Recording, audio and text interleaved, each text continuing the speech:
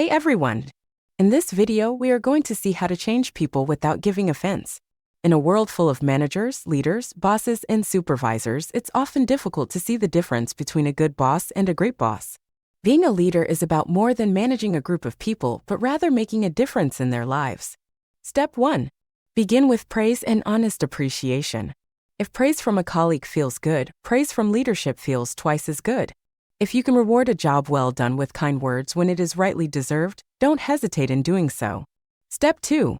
Call attention to people's mistakes indirectly. If you must criticize someone, it is best to do so indirectly. Unless you are in the business of punishing people, try and point mistakes in an indirect way. Step 3. Talk about your own mistakes before criticizing the other person. If you are to criticize someone, an excellent way to start the critique could be to point out your own mistakes. This would help the person see that their mistakes are not something that are inherent to their character. Step 4. Ask questions instead of giving direct orders. Do you think we could write this function in a more concise way?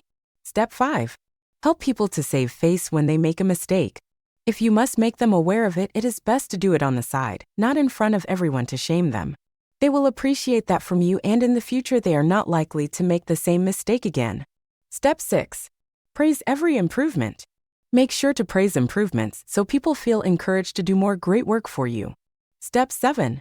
Give the other person a fine reputation to live up to. Sometimes a good trick to motivate someone who is not the best at something is to actually give them a reputation and praise them as if they were. Step 8. Use encouragement. Encouraging others is a crucial leadership skill. Leaders who praise small and large achievements inspire people to excel. It shows that you care as much about people as results. Step 9. Make the other person happy about doing what you suggest. Find a common interest for the task you assign to the people you work with. Thanks for watching. Subscribe to my channel for more content like this.